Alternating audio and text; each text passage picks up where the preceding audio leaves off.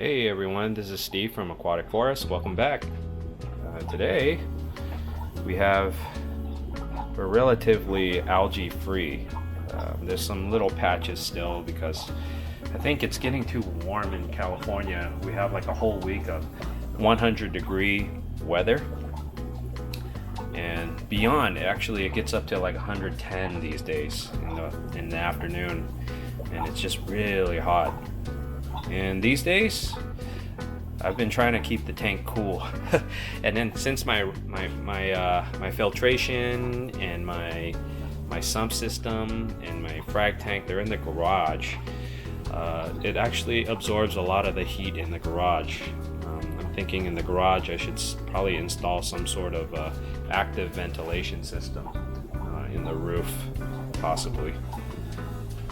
And well, at least I have a chiller, but it's actually going off all the time right now. And yeah, it's working hard, but it's keeping my tank cool. So right now we're at a cool 75.8.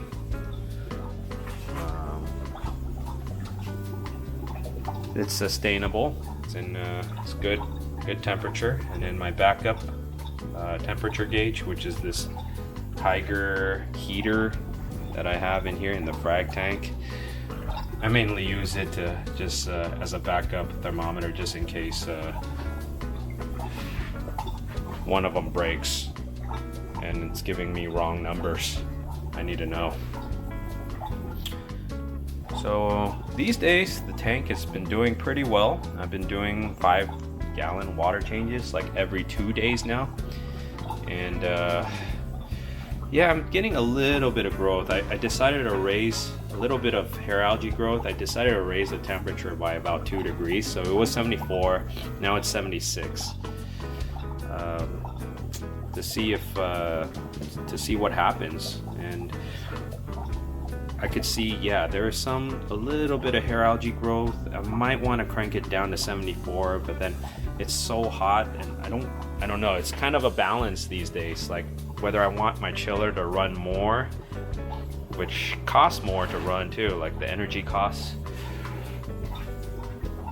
to try to offset the algae growth. So I don't know. I think I'm gonna try running it at 76 for now, and see how it goes.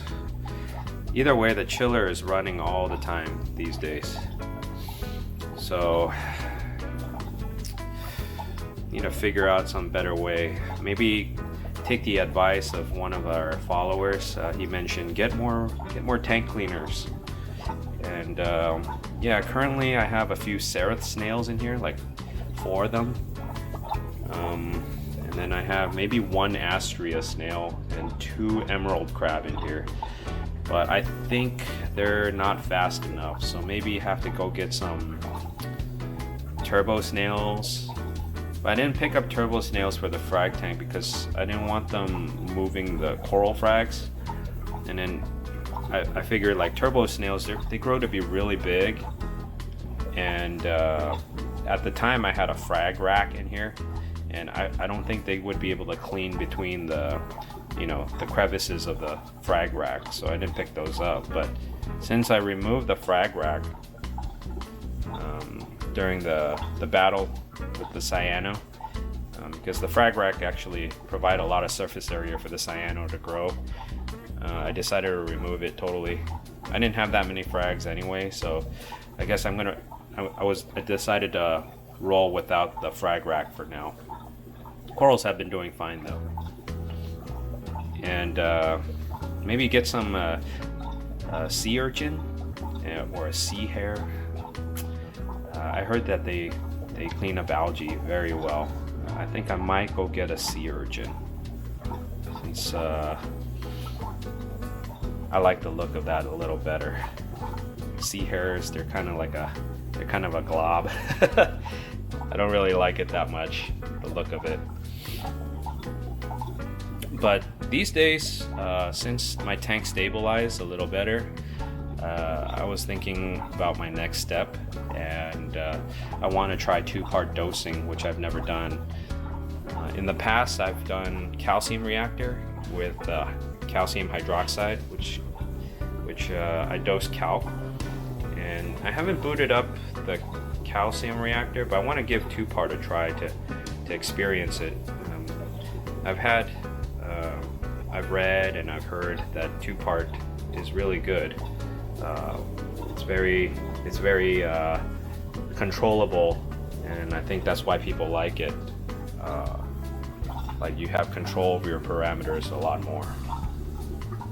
Yeah, currently, so since I have a small tank and I think my calcium demand isn't that much, I'm gonna give that a try. I have my old calcium reactor somewhere. Let me see. Yeah, here it is, the old calcium reactor with the arm. This was probably from 15 years ago. This was good stuff back then. That's why I picked it up. And I still have it. It looks like I still have some of the water from like 15 years ago inside. I should probably clean it. So maybe one day when I have enough coral, maybe have a big enough tank, I'll boot this guy back up. I probably need to get a CO2 tank too. But for now, what I have is I'm just waiting for the components to come in for the two-part dosing. I have one of these that I got from Amazon. It's a coral box. It's like a tube holder. And have that installed. I'm still waiting for the two-part to come in.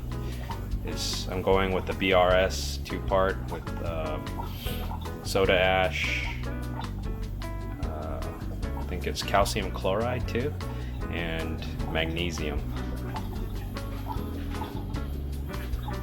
And then what I have so far, getting ready for this two-part dosing, is I have these dosing containers that I got from Amazon. This one's by Marine Color. They're pretty small. You can kind of get an idea. Might need a bigger one. We'll see. We'll see how they work out. And each of them have a lid, and then it has an area where you need a pump, a peristaltic pump, to pump out the fluids. And there's pretty much a solid tube that goes from the top to the bottom, which is good. I think it's a solid design. It's made out of acrylic and it has 3 chambers, so I guess I'm going to load it up with soda ash, calcium chloride, and magnesium. And then I have this Jebao peristaltic pump that I picked up on Amazon. Apparently it has Wi-Fi capabilities, so things are getting a lot better, more advanced these days. And we'll see how this one performs. It got, I think, 4.5 stars or 4 stars on Amazon. I mean, we'll see. I don't think doesn't appear to be a medical grade type of peristaltic pump, but I think it should do. I mean, this brand has been around for a long time, so I'm gonna trust it for now. This is pretty much a budget setup, just to try it, just to experiment. Maybe one day, if it works out well, I'll get something better. So yeah, this is what it looks like. It's got 4 pumps. I think I got it for less than 100. This was quite a deal. Or I'll just put the link in the description below. Maybe it was 100 something. I forgot the price, but yeah. And then this one was like around, I think 50, if I recall. But I'll put the link in the description below too, for the containers and also the tube holder right here. This was pretty good. This was a good buy. I think it was only like 15 bucks on Amazon. But yeah, we'll see. I guess like right now I'm only dosing calcium hydroxide. And it's been working out. Like the corals have been growing, but the only thing is that yeah, I think when I dose it, it's only in my auto top off, and so it might cause, I mean, it will, not might, it will cause chemical, like water parameter changes, and maybe that's not that good. But two part, at least you have two solutions that you could choose what you need to do, and I think it would be a lot more stable, which is why I'm trying this out. I have a hunch that it's a much more stable kind of dosing system to replace calcium and keeping up the alkalinity, having two part rather than, I would say this is like one part with just calcium hydroxide or kalkwasser. The nice part about this doser is that I think you could have 24 different schedules per day, so it means I guess it could dose every hour, and I think that would be good. I would want to dose every hour to spread out the dosing throughout the day, or maybe, like, we'll see. I mean, if I'm awake in the middle of the night and happen to do a water test, I'll see if I need a dose around the clock or not. So I guess with this setup, I could dial in the calcium and alkalinity maintenance, or water quality maintenance a lot better. I'm excited to try this out, and hopefully it works out. And yeah, the corals are actually doing pretty well. This was one of the 8 cans that I picked up from Reef that I mentioned last time. I'll put her link in description below in the details. She's an eBay seller, and she sells really exotic coral, and I think her corals are one of the finest that I've ever seen. I haven't seen anything that good. And she's a very passionate farmer of corals, and she sells her homegrown corals. She also sources some corals, and I highly recommend her, and that you check them out, or check her store out on eBay. She should have auction every week for her corals, and yeah, check her out. She has really nice pieces for sale. Yeah, so this 8 can was from her tank. It's kind of like an orangish. It's really vibrant. Just can't really capture it on this camera. Let me go get a filter. Alright, so yeah, I got this filter for these lenses, aquarium lens from Orphic, by Orphic, but I bought it on Amazon. Amazon has pretty much everything, and yeah, it helps filter out the blue light, and it comes with a bunch of lenses. There's a macro lens. This is some sort of a yellowish lens, you can see. Oh no, what is this one? This is a gray lens. It's supposed to, I guess, dampen the glare. You can see. It takes out the glare. It looks a little more HD.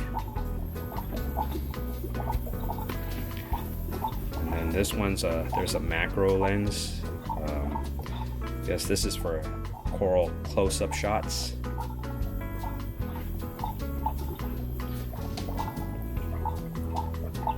Oh, this is the gray lens. Maybe the first one. The first one was like a really light yellowish tint. It's supposed to cancel out some of the blue light, and show more of the natural colors of the coral.